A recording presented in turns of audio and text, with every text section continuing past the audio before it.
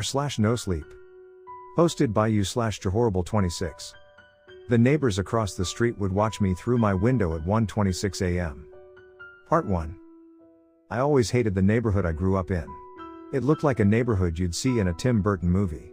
All the homes are oddly shaped and painted in dark, dull colors. It felt like there was a thin veil of fog filling the streets at all times. I was one of the few kids in the whole neighborhood, and most of the other kids were a little weird to say the least. Above all that though, were the neighbors across the streets. An old shady couple that just showed up one day, never introduced themselves to anyone, and they barely left their house, not during the day anyway. I was about 7 when I first realized what they did at night. It was a hot summer night, so I left the window cracked while I slept, considering I had no fan in my room.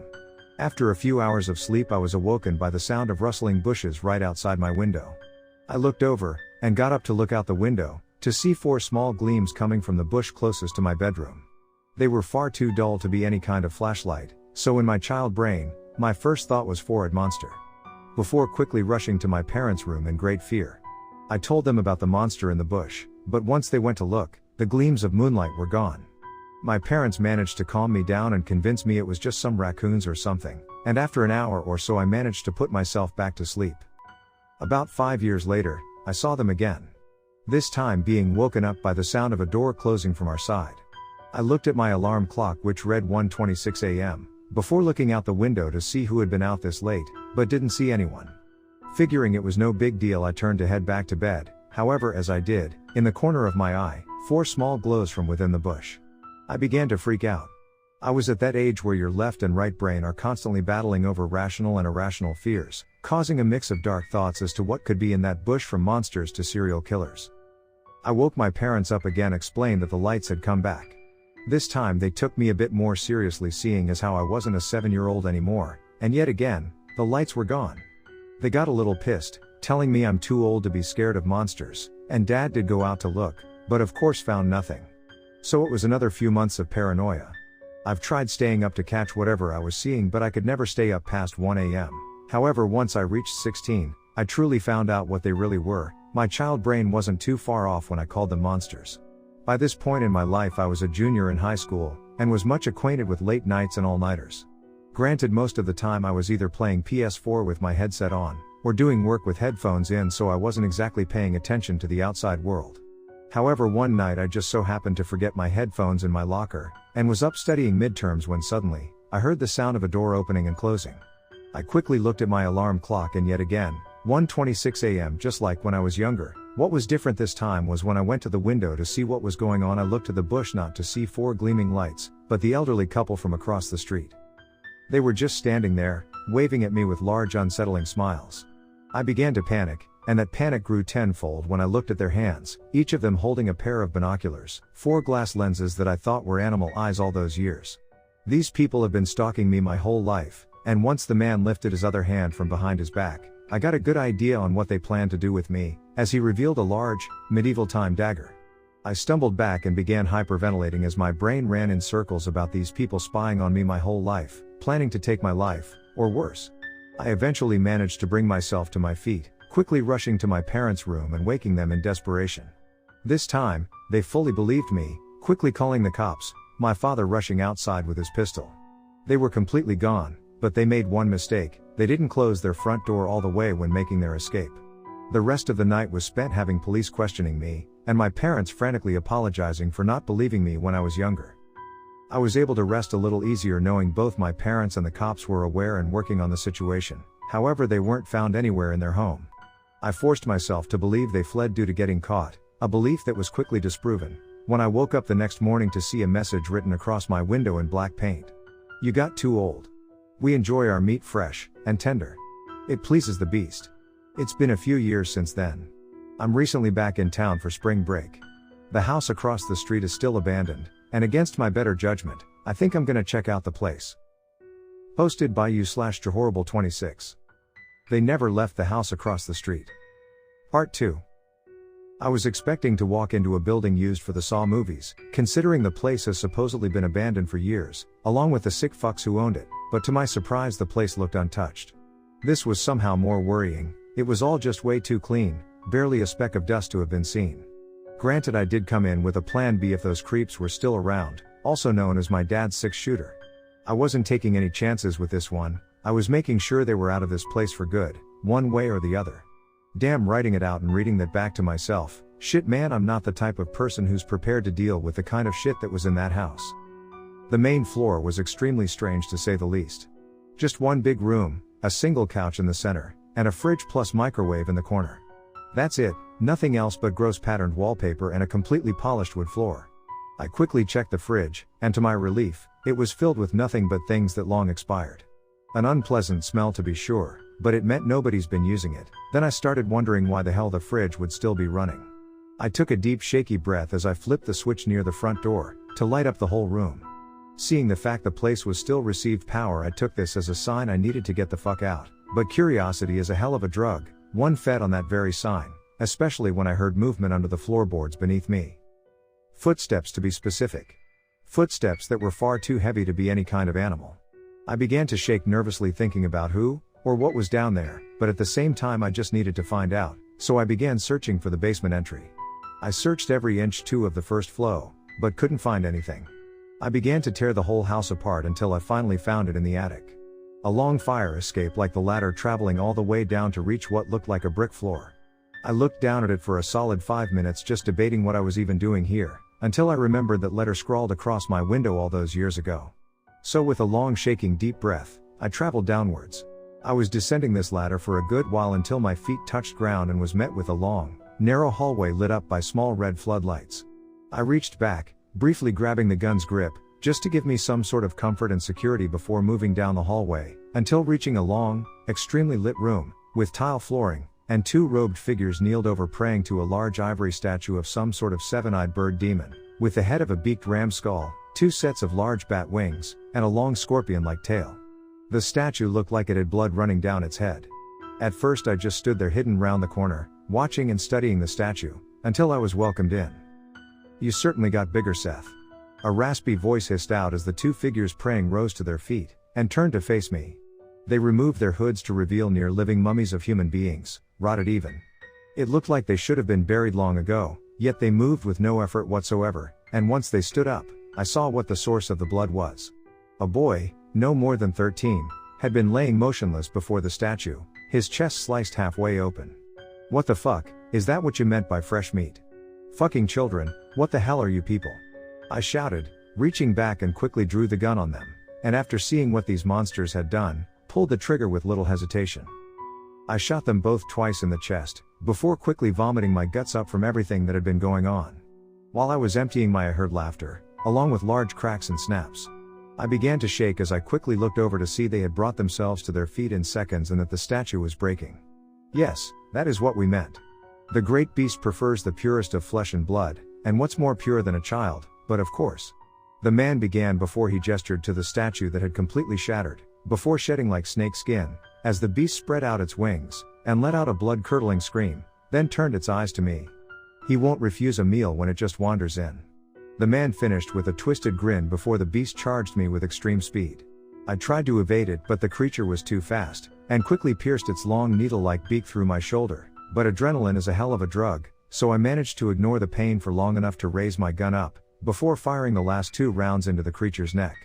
This managed to hurt the beast enough for it to drop me and let out a slight hiss of pain, and as it was recovering, those sick fucks made the worst decision of their lives. They tried to command the beast. "What are you doing? Kill him and feed." The man shouted out in a demanding tone. The beast quickly took all attention off of me, turning it to the old couple. I looked over to see the man's face of pure horror, before quickly getting up and hauling us back to the fire escape. As I ran I could hear the man's pleas of forgiveness from their lord, followed by the sounds of his screams, and tearing of his flesh. As fucked up as it was, I couldn't help myself from cracking a small smile as I made my way up the ladder, down the attic, and out of the house. I debated calling the cops and reporting the dead boy, but what the hell was I gonna tell them without sounding like a suspect or a nut job? Didn't really matter much anyway, considering the place burnt down in the middle of the night under mysterious circumstances. No bodies were ever found. Posted by you/Jahorrible26. Our Halloween scarecrow came back in June. My family and I have always been horror junkies.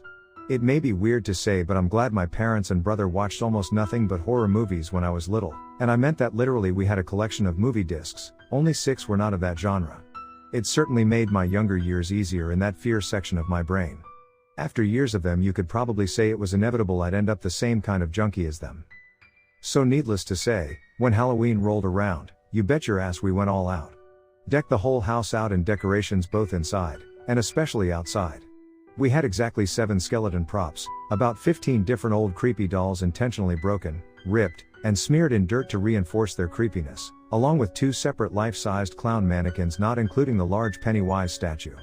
We'd display them all to play out various acts, my favorite of which being the skeletons climbing on top of the roof. Above all of these, however, was our scarecrow, Jack. It was something my family had always done, can't even really remember why we started it, but building him has since become tradition. Think of it like a snowman you'd build during winter, just with a Halloween vibe. The body would match that of a standard scarecrow, a hay-stuffed costume. Usually we gave him a Jack Skellington suit, and that's because we always made his head a jack-o'-lantern, one with a painted-on face, neon red paint to give the effect it was. We never carved the face due to the fact I protested the idea of cutting into Jack's head, heavily.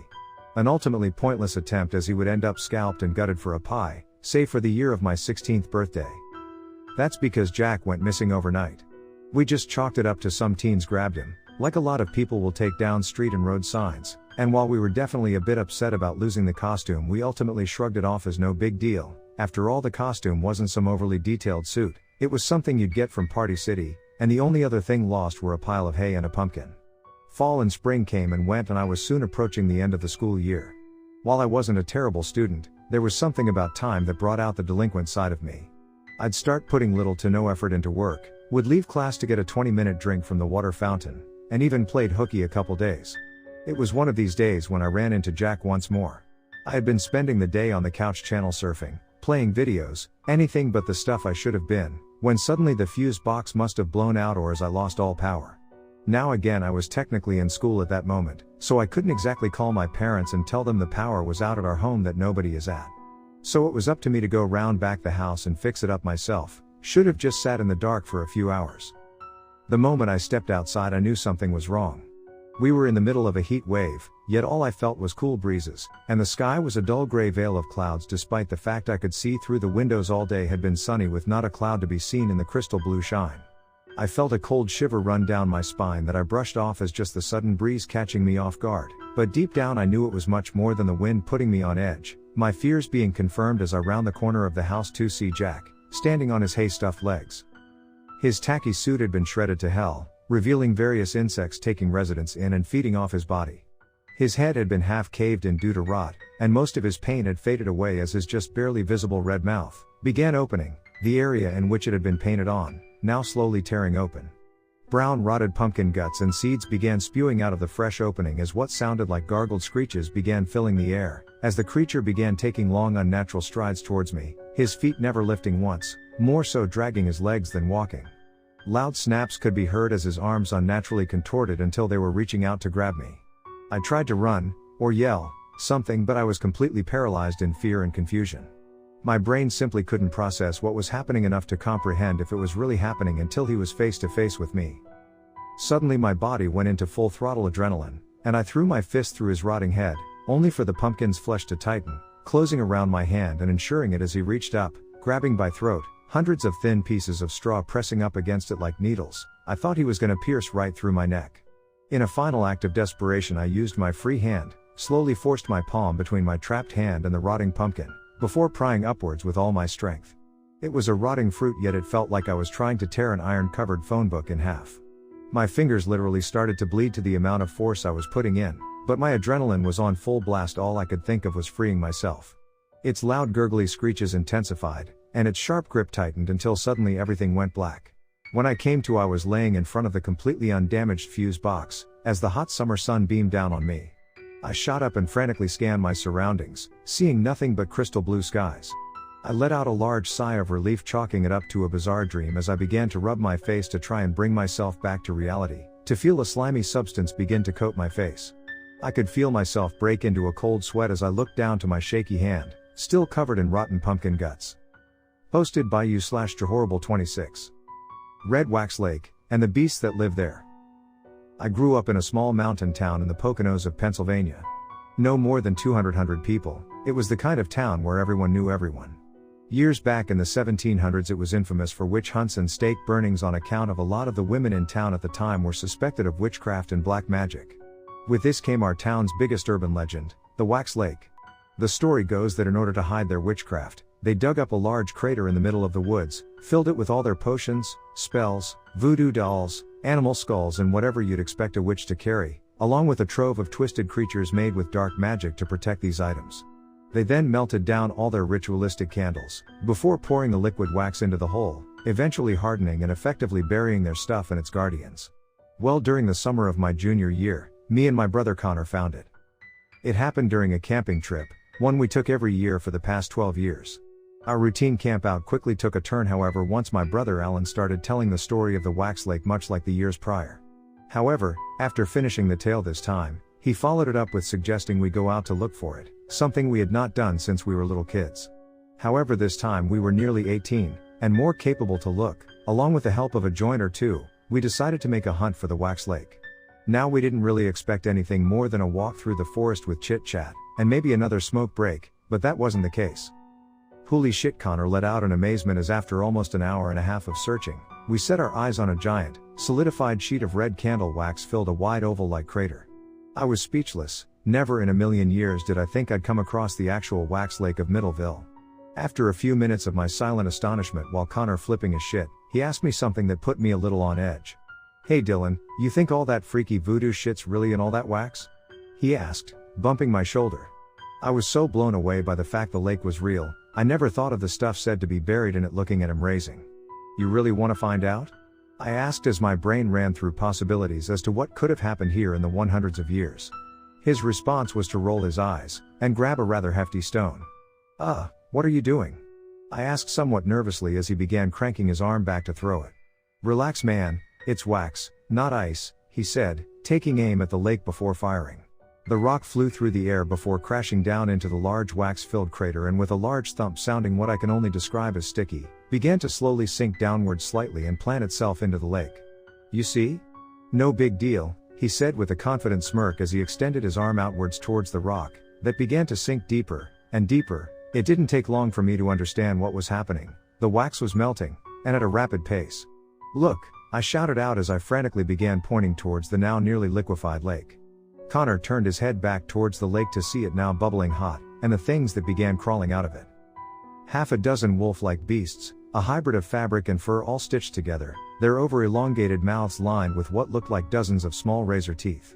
Exposed skulls surrounded by a mane of tattered fur, their photonegative eyes staring deep into us, quickly getting into an attack position, ready to lunge at us, and among them all, a large skeletal sea serpent arose from the lake, standing at least 2 stories.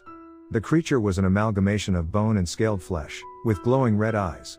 Every part of my body was yelling at me, telling me to run, but I just couldn't. It was as if my brain couldn't process the horrible creatures I was seeing before me, until the skeletal water monster raised its head and let out a deep, blood-curdling scream, and the wolf creatures made their charge towards us.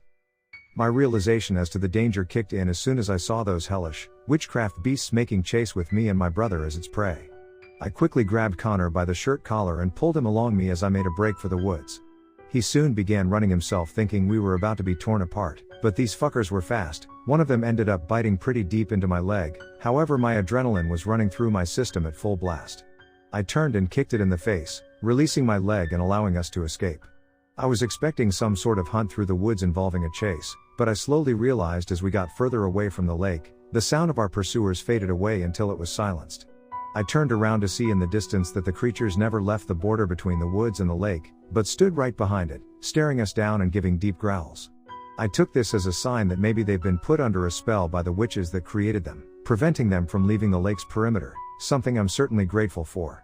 It's been about 5 years since me and my brother had recently come back home to visit our parents for spring break. About 2 weeks into our stay home, and for some strange reason we both felt a strong need to go back to the lake. So we did just that, but the lake was completely gone. Hell, the crater was even filled. It looked as if there was never anything here at all, but there were things here, and I have a strong feeling, somewhere in these woods, there still is something.